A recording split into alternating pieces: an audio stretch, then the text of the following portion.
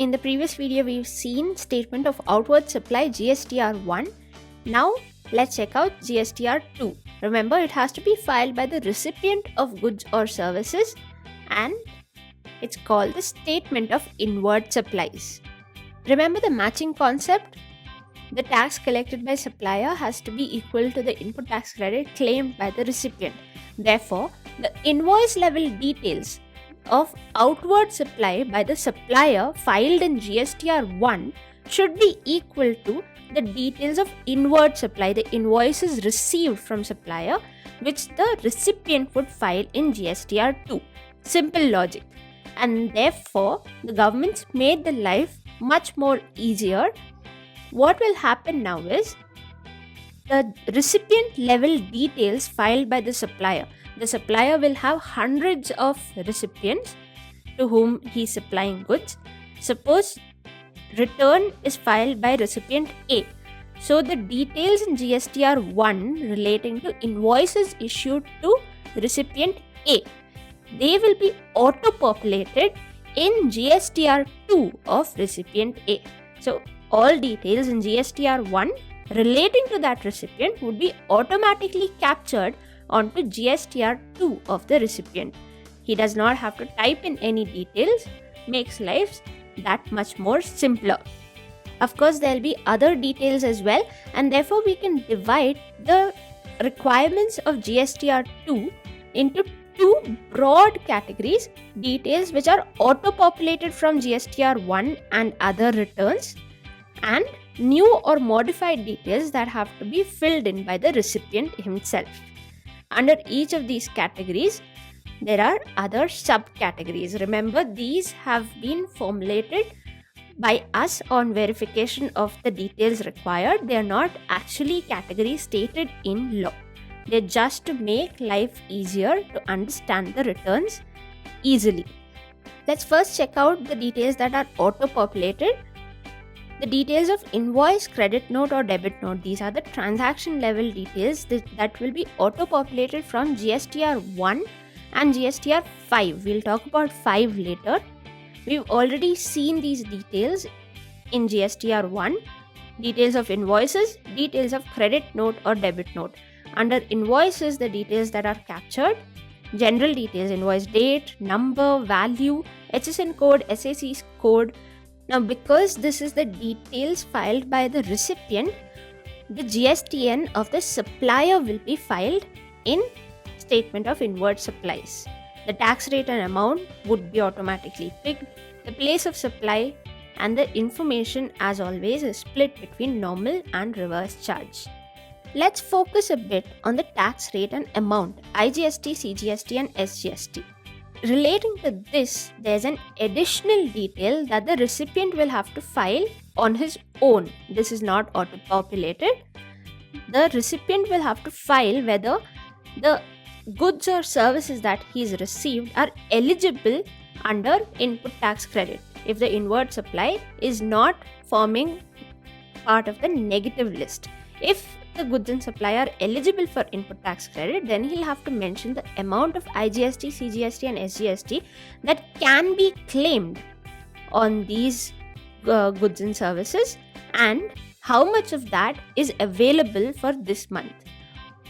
Next, details of credit note and debit note, same thing will follow, except it's now for differential amount. The document number, it has to be linked to an original invoice. All of these details are the same as it was in the case of GSTR1. Let's move on to the differential amount of tax. Same logic.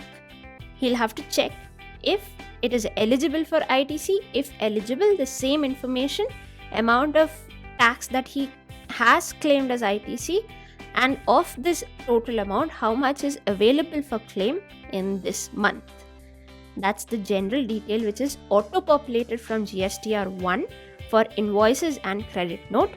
Next, the details of ISD and TDS credit. Remember, we'll check out in detail the returns for these two categories of taxpayers. They are part of the 6 major categories and they have separate returns. From those returns, certain details will be auto-populated onto GSTR2. What are these details? the input tax credit that has been received from input service distributor and the input tax credit on tax deducted on supplier's invoice payment. What do these mean? Let's get into the detail. We've seen what an input service distributor is. This input service distributor receives input tax on input services. He receives invoices. He's like an office, a general office for a lot many offices or a lot many businesses under the same pan. He receives input tax, whether it's IGST, CGST or SGST, and he distributes it to the supplier of goods and services having the same pan as the input service distributor. He obviously has to follow certain distribution rules. We are not going to get into those details. We've already seen all of this in module 3 covering input tax credit. So, we are talking about this input service distributor. The details from his return would be auto-populated onto GSTR 2 of the business under the same pan receiving such credit. The next category, TDS, input tax credit on tax deducted on supplier invoice payments. What do you mean by this? There's a supplier who sells goods and charges GST on invoices. There's a recipient who's supposed to pay invoice amount plus GST to this supplier after deducting a portion of tax. In this situation, that portion of tax he's deducted and paid to the government, he will be allowed to claim input tax credit on that portion as well. And that detail would be auto-populated from the returns filed by the person, the supplier, on whose tax he's collecting TDS. It's auto-populated from supplier's TDS return.